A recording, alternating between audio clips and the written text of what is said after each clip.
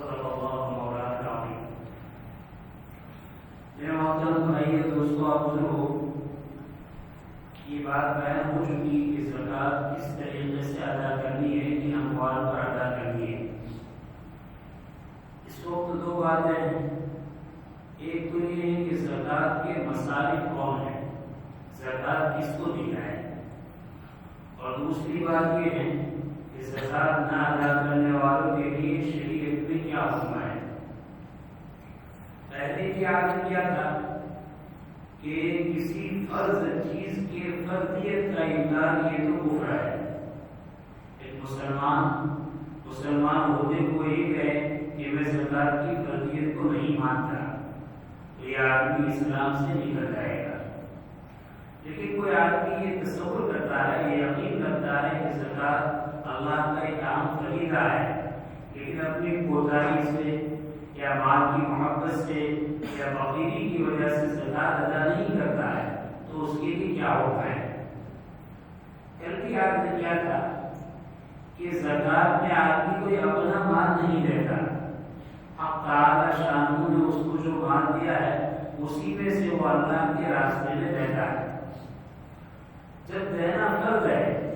اور مومن یہ جانتا ہے کہ اسی کا دیا ہوا ہے تو شوق کے ساتھ، پورے جذبے کے ساتھ اللہ کی رضامندی حاصل کرتے ہوئے وہ بڑھ چڑھ کر اس کام میں آگے بڑھنا چاہیے اور زکوٰۃ حساب کر کے مکمل ادا کرنی چاہیے۔ جو لوگ زکوٰۃ فرض ہونے کے بعد زکوٰۃ ادا نہیں کرتے، قرآن کریم میں اس کے لیے بہت سخت بات ارشاد فرمائی گئی۔ فرمایا گیا کہ جو آدمی سونے اور چاندی کو جمع کرتے ہیں، اس کا خزانہ جب جماتے ہیں اس کو جمع کرتے ہیں اور اللہ کے راستے میں خرچ نہیں کرتے۔ اللہ کے راستے میں نہ خرچ کرنے کے مختلف راستے ہیں۔ ایک راستہ تو یہی ہے کہ زکوٰۃ فرض ہے اس کو ادا نہیں کرتا، یا جو صدقے واجب ہیں یا جو کام واجب ہے اس سلسلے میں اس کو نہیں کرتا، جیسے صدقہ فطر واجب ہے اس کو ادا نہیں کرتا،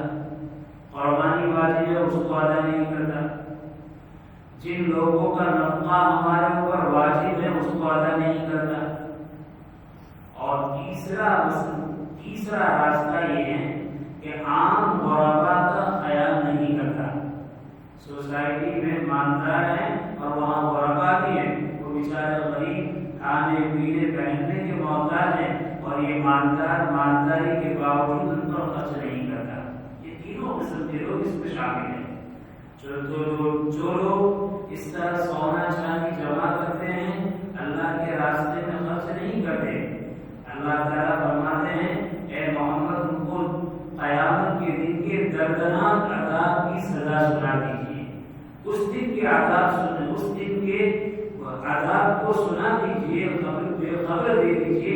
جس دن کیا ہوگا، جس دن یہ کیا جائے گا کہ اس سونے چاندی کو انہوں نے جمع کیا اور اس کی زکوٰۃ ادا نہیں کی، اب تعالی شانہ اس سونے اور چاندی کو پگھلائیں گے آگ میں۔ پگھلانے کے بعد کیا ہوتا ہے، آپ آگ کی بھٹی میں سونا چاندی تانبا پیتل لوہا اس کو آپ ڈالیں تو ایک لمبا وقت گرم ہونے کے بعد وہ خود انگارے کی طرح شعلہ بن جاتا ہے، پتہ نہیں چلتا کہ یہ لوہا ہے یہ آگ کا انگارہ ہے۔ سونا چاندی کو بھی جب اس طرح دباتے ہیں آگ پر تو وہ آگ کا انگارہ اور شعلہ بن جائے گا۔ تو جو سونے چاندی کو جمع کیا، جس مال کو جمع کیا اور جمع کرنے کے بعد اس کی زکوٰۃ نہیں دی تو اللہ تعالیٰ اسی سونے چاندی کو آگ میں دبائیں گے، اور آگ میں دبانے کے بعد جب وہ سرخ ہو جائے گا، شعلہ بن جائے گا تو اللہ تعالیٰ اس کی پیشانی پر، اس کے دونوں بازوؤں پر اور اس کی پشت پر ڈال دیں گے۔ اور اللہ نے یہاں ایک کام کی بات کی ہے، یہ وہ قرآن میں یوم تقوی علیہا جباہہم اس کے چہرے پر، وجنوبہم اس کے پیروں پر اور اس کی پشت پر۔ عام طور پر یہ ہوتا ہے ایک آدمی کے اوپر زکوٰۃ فرض ہے، لیکن جب کوئی ایسا آدمی دیکھتا ہے کہ وہ زکوٰۃ کا مطالبہ کرے گا یا زکوٰۃ کا مستحق ہے تو یہ اس کے باوجود وہ بیچارہ آدمی سامنے آتا ہے، وہ بیچارہ سفیر سامنے آتا ہے یہ اپنے مال کی زکات نکالے، تو پہلے چہرہ پھیرا تھا، اس کے بعد پہلو پھیرتا ہے، یعنی پہلے صرف چہرہ پھیرا تھا، اب بدن پھیرتا ہے، پھر اس کے بعد بہت زیادہ قریب آتا ہے تو یہ پورا بھول جاتا ہے، گویا کہ اس کی پشت اس آنے والے کی طرف کرتا ہے۔ قرآن کی یہ ترتیب ہے کہ اللہ تعالیٰ اس کی پیشانی پر داغ دیں گے، پہلے پیشانی کو اس نے، چہرے کو اس نے پھیرا ہے، پھر اس کے بعد اس نے اپنے جسم کو پھیرا ہے، وہ اس طرف آ رہا تھا، یہ اس طرف پھر گیا، پہلوں پر اللہ تعالیٰ داغ دیں گے، پھر بالکل قریب آ گیا تو بالکل الٹ گیا، یہاں تک کہ اپنی پشت کو اور اپنی پیٹھ کو اس آنے والے کی طرف کر دیا۔ اللہ تعالیٰ چہرے پر، بازوؤں پر اور اس طریقے سے اس کی پشت پر وہ جو شورا جو آپ نے دبایا ہے سونا چاندی کو، اسی سے داغ دیں گے، اور داغ دینے کے بعد فرمائیں گے، کیا فرمائیں گے؟ یہ تمہارا جو سونا چاندی جمع کیا تھا اور اس کی زکات نہیں دی تھی، اس کا مزہ چکھو۔ جانتے تھے یہ سونا ہے، یہ چاندی ہے، یہ دولت ہے، اور تم سمجھتے تھے کہ یہی سب کچھ ہے، اس کے علاوہ کچھ نہیں۔ ہمارا حکم تھا کہ زکات ادا کرو، تم نے زکات ادا نہیں کی، صدقہ فطر ادا کرو، تم نے ادا نہیں کیا، قربانی ادا کرو، قربانی نہیں کی، تو اب تم جو ذخیرہ تم نے کیا ہے اس کا مزہ چکھو، اسی کو اس سے داغا جائے گا۔ اچھا آپ ذرا سوچیں، کبھی کام کرتے ہوئے جس چمٹے سے اور جس پکڑ سے ہم آپ کے شوروں کو ادھر ادھر کرتے ہیں، کبھی بھول سے وہ چمٹا اور وہ پکڑ جو آپ میں گرنے کی وجہ سے تیز ہو جاتی ہے، گرم ہو جاتی ہے، کبھی بھول سے وہ ہماری انگلی اس پر لگ گئی یا ہمارا پیر اس پر لگ گیا، ہمیں کیا ہوتا ہے؟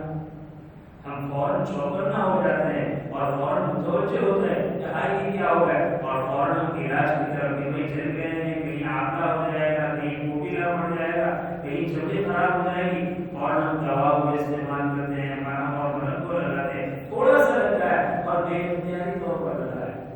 یہاں تو اللہ تعالیٰ شان کو اس آگ میں گرم کریں گے اور گرم کرنے کے بعد باقاعدہ داغیں گے، دیکھو اس داغنے کا کیا ہوگا۔ اسی لیے قرآن کریم کے مستقل ایک سورت میں فرمایا گیا وَيْلٌ لِكُلِّ هُمَزَةٍ لُمَزَةٍ، ہلاکت ہے ہر اس آدمی کے لیے جو عیب نکالنے والا ہے، وَيْلٌ لِكُلِّ هُمَزَةٍ عیب نکالنے والا ہے، اور لُمَزَةٍ نکتہ چینی کرنے والا ہے۔ کیا آگے فرمایا وَيْلٌ لِكُلِّ هُمَزَةٍ لُمَزَةٍ الَّذِي جَمَعَ مَالَهُ وَعَدَّدَهُ، جو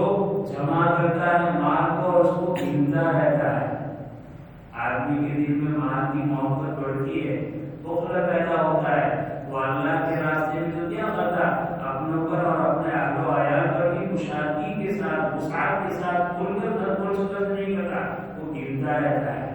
یار اتنا ہے، بڑا یا کم ہوا، کتنا بڑا، تھوڑا بڑا یا زیادہ بڑا، پھر پرسوں گنتا ہے، کم تو نہیں ہوا، بڑا ہے یا نہیں بڑا، گنتا رہتا ہے اور جمع کرتا رہتا ہے اور بڑھانے کی فکر میں رہتا ہے۔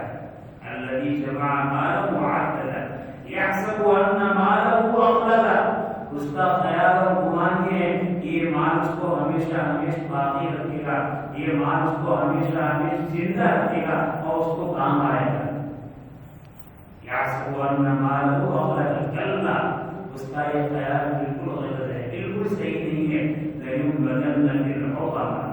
جب اس آدمی نے اس مال میں اللہ کا جو حق تھا اس حق کو ادا نہیں کیا، حقوق کے واجب ادا نہیں کیے، بندوں کے حق ادا نہیں کیے، اللہ تعالیٰ اس برائی کی وجہ سے، اس گناہ کی وجہ سے اس کو آگ میں ڈالیں گے، ضرور بھی ضرور آگ میں ڈالیں گے۔ اللہ روندنے والی آگ، آدمی چلتا ہے نیچے گھاس پھوس ہوتا ہے، کوئی چھوٹی چیز ہوتی ہے پیر کے نیچے کچل جاتی ہے، اس کو روندنا کہتے ہیں، پیر کے نیچے کچل جاتی ہے، تو کہتے ہیں ایسی آگ جو روندنے والی ہے۔ پھر آگے فرمایا مرحبا، تم جانتے ہو اتما کیا ہے؟ وہ ایسی آگ ہے جس کو اللہ جل جلالہ عما نوالہ نے جلایا ہے۔ انسان دنیا میں آگ جلاتا ہے، چاہے وہ مٹی کا تیل ڈال کر جلائے، چاہے وہ لکڑے سے جلائے، چاہے وہ کاغذ سے جلائے، چاہے وہ پیٹرول اور ڈیزل سے جلائے، لیکن بڑی سے بڑی آگ آدمی اس کو بجھا سکتا ہے، اتنی ہی بڑی آگ ہو آدمی اس کو بجھا دیتا ہے۔ کبھی غلطی سے کھیتوں میں اور دکانوں میں اور مکانوں میں آگ لگ جاتی ہے، بمبے آتے ہیں اور چند گھنٹوں میں اس آگ کو بجھا دیتے ہیں۔ کیوں؟ انسان کی جلائی ہوئی آگ ہے، انسان کو بجھا دیتا ہے۔ اب تعالیٰ شان فرماتے ہیں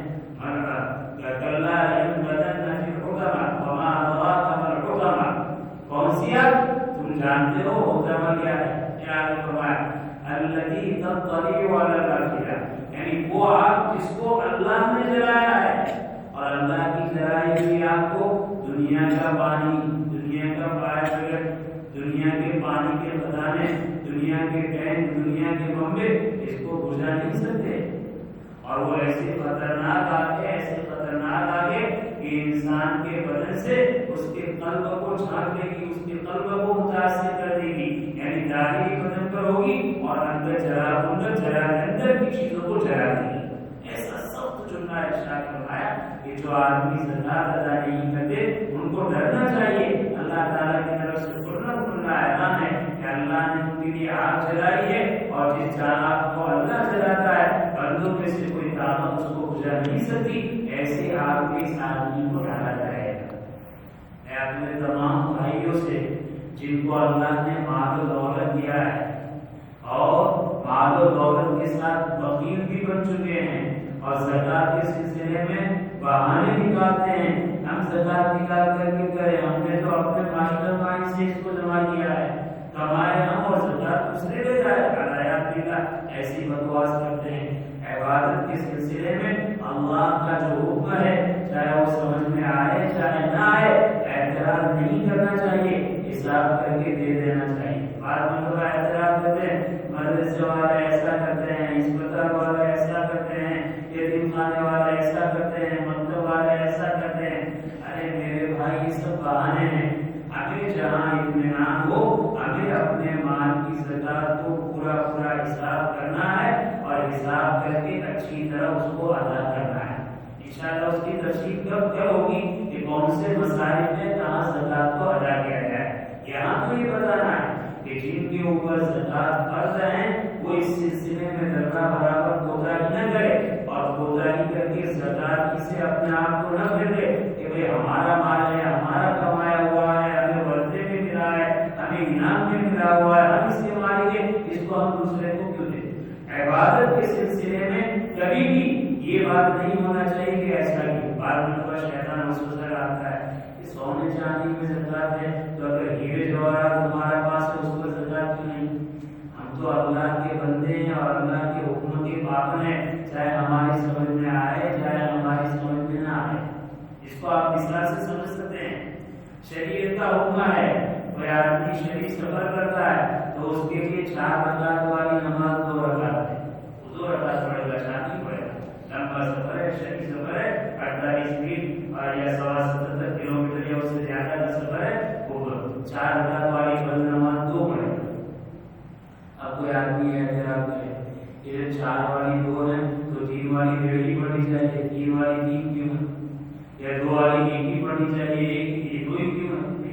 عبادت ہے، اللہ نے جو حکم دیا معاملہ ختم ہوا ہے۔ اب تعالیٰ کا حکم ہے کہ 4 والی 2 پڑھو، 2 پڑھیں گے، وہ 3 بھی نہیں پڑھیں گے، 4 بھی نہیں پڑھیں گے، اور اللہ کا حکم ہے کہ 3 والی 3 پڑھیں گے، 2 والی 2 پڑھیں گے، ہمیں اعتراض کرنے کا کوئی حق نہیں ہے۔ تو جس طرح یہاں نہیں یہاں بھی نہیں، جیسے شریعت کا ایک مسئلہ ہے، آدمی سفر کرتا ہے، اب سفر کی وجہ سے اس کے لیے رخصت ہے کہ ابھی روزہ نہیں رکھ سکتا ہے سفر میں، تو بعد میں اس کی قضا کرے۔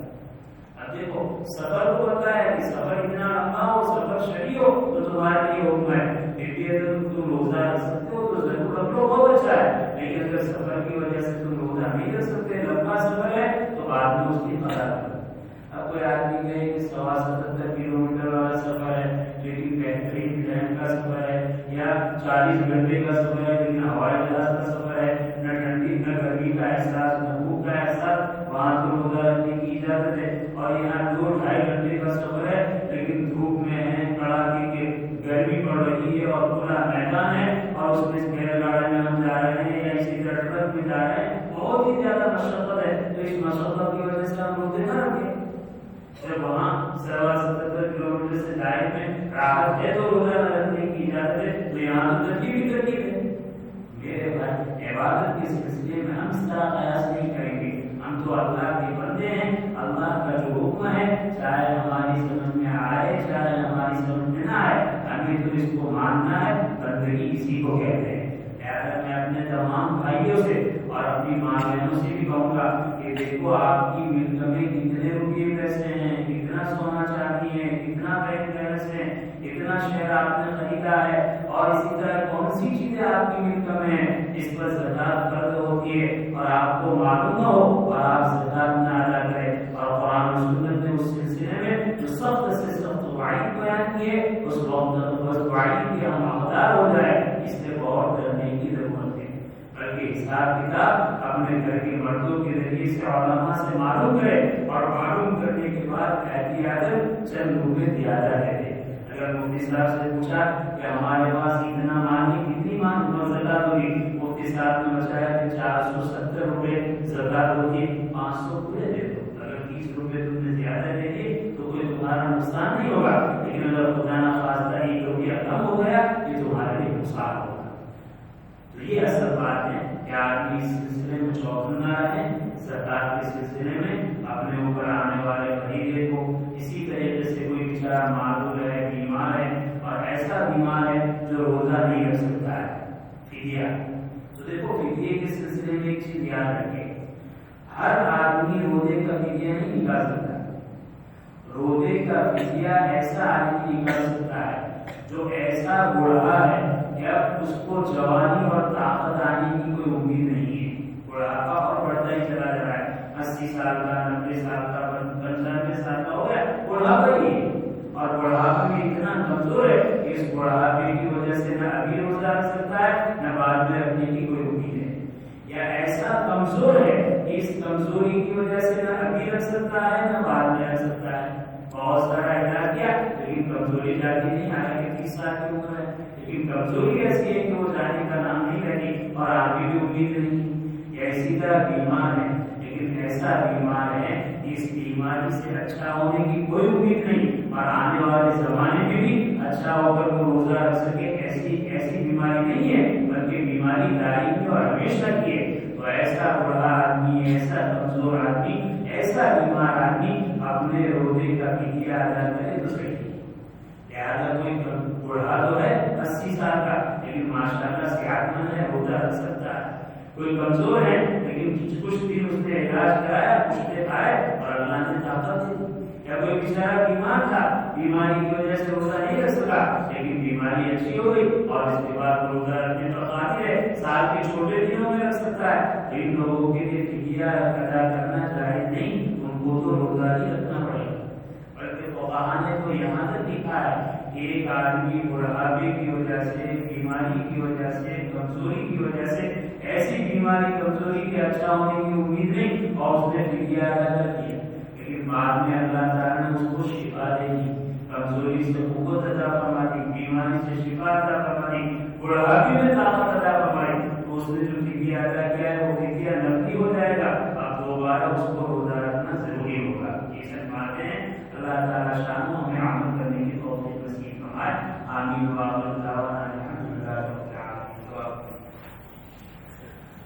اللهم لك الحمد حمدا دائما مع دوامك، ولك الحمد حمدا خالدا مع وجودك، ولك الحمد حمدا لا منتهى له من مشيئتك، ولك الحمد حمدا لا يزيد قائله الا رضاك، ولك الحمد حمدا عند كل طرفة عين وتنفس كل نفس۔ اللهم صل على محمد كلما ذكره الذاكرون، وصل على محمد كلما غفل عن ذكره الغافلون۔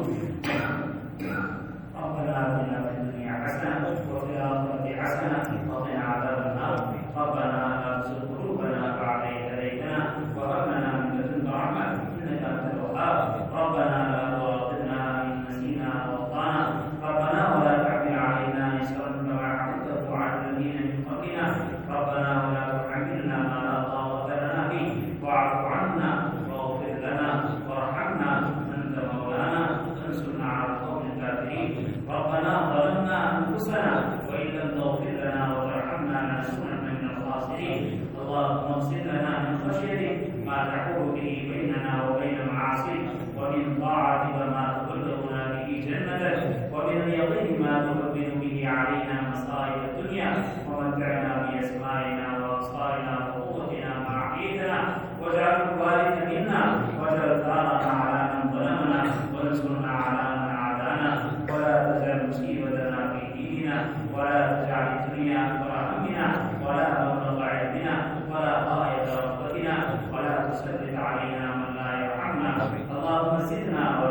الحسنى واكرمنا ولا تهنا واعطنا ولا تحرمنا واعطنا ولا تؤثر علينا وارضنا وارض عنا الہ العالمین اپنے فضل سے ہمارے جنابوں کو قبول فرما ہمارے جنابوں کو معاف فرما ہمارے خطاؤں سے درگزر فرما اے اللہ عاشقِ رحمت گزر چکا تیرے صالحین بندے رحمتوں کا واقعی حصہ ڈوب چکے اے اللہ محروم رہے اے اللہ رحمت کا حصہ نہ پا سکے گوداریاں غالب رہی شرکشیاں غالب رہی اے اللہ گناہوں کی عادت اور لت ہیں اے اللہ رحمت کے بہت بڑے حصے سے ہمیں محروم رکھا اے اللہ مغفرت کا عاشقہ داخل ہوا ہے اے اللہ شروع ہوا ہے اے اللہ معاف سے اپنی مغفرت طلب کرتے ہیں ہمارے بھائی بہنوں کی مغفرت طلب کرتے ہیں ہمارے ابائیان کی مغفرت طلب کرتے ہیں ہمارے والدین کی مغفرت طلب کرتے ہیں اے اللہ پوری امت کی مغفرت طلب کرتے ہیں اے اللہ پوری امت کی مغفرت فرما امت کے صغائر اور کبیرہ کبائر کو معاف فرما علانیہ اور پوشیدہ گناہوں کو معاف فرما اجتماعی اور انفرادی گناہوں کو معاف فرما اے اللہ رحمت کا عاشقہ کیا داخل ہوا اے اللہ عبادت کا شوق ختم ہو رہا ہے عبادت کا ذوق ختم ہو رہا ہے نمازوں میں کوتاہیاں ہو رہی ہے اے اللہ تراویح میں کوتاہیاں ہو رہی ہے اے اللہ تراویح کی تعداد کم ہو رہی ہے اے اللہ تلاوت کا ذوق ختم ہو رہا ہے اے اللہ جیسے جیسے آپ کی رحمت کے دروازے کھلتے ہیں آپ کی رحمت کے دروازے باب ہوتے ہیں اور جیسے جیسے مغفرت کا اعلان ہوتا ہے اے اللہ سستی اور کاہلی کی باتیں آتی ہے لاپرواہی غالب آتی ہے اے اللہ ہم اپنی روش پر چل پڑتے ہیں اے اللہ ہمیں صحیح سمجھ نصیب فرما اے اللہ ہمیں صحیح سوجھ بوجھ نصیب فرما اے اللہ ان ایام کی قدردانی کی توفیق عطا فرما جس طرح رحمت کا عشرہ مغفرت میں گزرا ہے اے اللہ مغفرت کا عشرہ مغفرت میں نہ گزر جائے اب اپنے آپ کی مغفرت سے اے اللہ ہم محروم نہ ہو جائے اے اللہ اس سے ہماری حفاظت فرما اے اللہ اسباب مغفرت اختیار کرنے کی توفیق عطا فرما اے اللہ اسباب راحت اختیار کرنے کی توفیق عطا فرما اسباب طاعت اختیار کرنے کی توفیق عطا فرما اے اللہ امت کے ایک ایک فرد کی مغفرت سے فیصلے فرما اے اللہ رحم و کرم کا معاملہ فرما اے اللہ رمضان کا مہینہ ہے اے اللہ گرمیوں کے باوجود آپ نے اس کو آسان فرما دیا ہے اے اللہ آپ کا بڑا کرم ہے اے اللہ زیادہ سے زیادہ اہتمام ہے توبہ نصیب فرما اہتمام طاعت نصیب فرما اہتمام عبادت نصیب فرما اے اللہ تلاوت کا ذوق اور شوق نصیب فرما اے اللہ بازار آباد ہو رہے ہیں مسجدیں ویران ہو رہی ہے اے اللہ بازار آباد ہو رہے ہیں بازار میں مسجدوں میں سناٹا ہو رہا ہے ہمارے غفلت کو اے اللہ ہٹا دیجیے اے اللہ غفلت کے بادل کو ہٹا دیجیے اے اللہ ہمیں احساس نصیب فرما اے اللہ ہمیں قدردانی نصیب فرما اے اللہ صبری نصیب فرما اے اللہ رحم و کرم کا معاملہ فرما اے اللہ ہماری ساری ضرورتوں کو اپنے خزانے غیب سے پوری فرما اے اللہ ہمارے عمرہ کو پورے حساب کے ساتھ زکات ادا کرنے کی توفیق عطا فرما غفلت سے حفاظت فرما اے اللہ زیادہ سے زیادہ صدقات اور خیرات کی توفیق عطا فرما صدقہ واجبہ اور صدقہ نافلہ کا اہتمام نصیب فرما اے اللہ زکات اس طرح ادا ہو اے اللہ صدقہ نافلہ اس طرح ادا ہو کہ آپ کے راستے میں دینے کی وجہ سے دلوں سے مال کی محبت کم ہو اور آپ کی محبت زیادہ ہو مال کی محبت نکل رہی ہو اور آپ کی محبت داخل ہو رہی ہو مال کی محبت کتنا بنے اس سے ہماری حفاظت ہوتی ہو اور آپ کی محبت آئے اور ہماری زندگی بدلے اور ہمارا قلوب آپ کی معرفت کے نور سے منور ہو اے اللہ اس کی شکلیں اور سکتے پیدا فرما اے اللہ ہمارے بیماروں کو شفا کاملہ عاجلہ دائمہ مستمرہ نصیب فرما ہمارے پریشان حالت کی پریشانیوں کو دور فرما اے اللہ اپنے اتحاد اتفاق پیدا فرما آپ اس کی دشمنیوں کو ختم فرما آپ اس کے حسد بغض عداوت کینہ کو ختم فرما اے اللہ ہمدردی نصیب فرما ایثار نصیب فرما ہر خیر کو مقدر فرما ہر شر سے حفاظت فرما اے اللہ جہاں جہاں اختلاف ہے جہاں جہاں لڑائیاں ہیں جہاں جہاں اللہ ایک دوسرے کے خلاف بسرے بہتر ہے اے اللہ قلوب آپ کے قبضے قدرت میں ہے اے اللہ ٹوٹے ہوئے دلوں کو جوڑ دیجیے اے اللہ بھائی بہنوں میں اختلاف ہے اولاد اور ماں باپ میں اختلاف ہے رشتہ داروں میں اختلاف ہے اے اللہ ہر ایک پڑوسیوں میں اختلاف ہے اے اللہ اختلاف کو ختم فرما اے اللہ رمضان کی مبارک برکتوں اور مبارک ساعتوں میں اے اللہ قلوب کو صاف کر دیجیے قلوب کو پاک کر دیجیے قلوب کو ہر بیماریوں سے پاک کر دیجیے اے اللہ خیر کو مقدر فرما دیجیے اے اللہ ہمیں اور ہماری آنے والی نسلوں کو عقائد حقہ علوم نافعہ اعمال صالحہ اور اخلاق فاضلہ سے مزین فرما اے اللہ ہمیں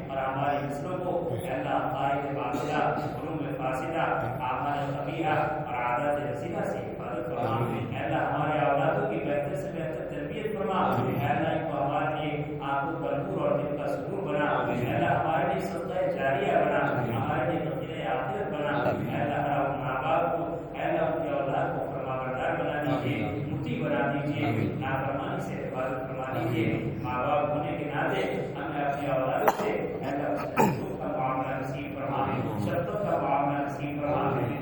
کا معاملہ نصیب فرما، اور اولاد ہونے کے ناطے ہمیں اپنے والدین کا ادب احترام نصیب فرما۔ اے اللہ جن کے والدین یا ان میں سے ایک دنیا سے جا چکے ہیں، اے اللہ ان کی کروڑ کروڑ مغفرت فرما، ان کے درجات کو بلند فرما۔ اے اللہ ہمارے اساتذہ، ہمارے مشائخ، ہمارے اکابر، ہمارے آباء و اجداد، اے اللہ ان سب کی مغفرت فرما، ان کے درجات کو بلند فرما، ان کی سیئات و حسنات سے بلند فرما۔ اے اللہ ہمارے والدین میں سے جو بھی زندہ ہیں، اے اللہ ہمارے اکابر مشائخ اساتذہ جو زندہ ہیں، اے اللہ ان کی خیوط سے ہمیں مستفید فرما، ان کے عمروں میں برکت عطا فرما، ان کو صحت عافیت خدمت تندرستی نصیب فرما۔ اے اللہ خیر کے کاموں میں ان کو، اے اللہ خیر کے کاموں میں لگا دیجیے، اور خیر کے کاموں سے ان کے والد حصہ نصیب فرما، ہر برائیوں سے ان کی حفاظت فرما، ہر بیماریوں سے ان کی حفاظت فرما۔ اے اللہ جو خیر نبی کریم صلی اللہ علیہ وسلم نے امت کے حق میں مانگی ہے، اے اللہ وہ ہمیں عطا فرما، اور جن شروع اور جدت سے بنا چاہیے ہمیں بنا نصیب فرما۔ اے اللہ جو تم مانگا وہ بھی عطا فرما، جو گزر گیا اپنے فضل سے اس سے بڑھ کر اور بہتر عافیت کے ساتھ نصیب فرما۔ اے اللہ ہمارے دعا کو اپنے فضل و کرم سے، اپنے اسماء حسنات کی برکت سے، اور حضرات انبیاء اور رسول علیہ السلام، حضرات صحابہ و صحابیات رضوان اللہ تعالی علیہم اجمعین، اور آپ کے صالحین بندوں کے صدقہ قبول فرما۔ ربنا تقبل منا انك انت السميع العليم وتب علينا انك انت التواب الرحيم، وصلى الله تعالى على خير خلقه سيدنا مولانا محمد وآله وصحبه اجمعين، آمين برحمتك يا رب۔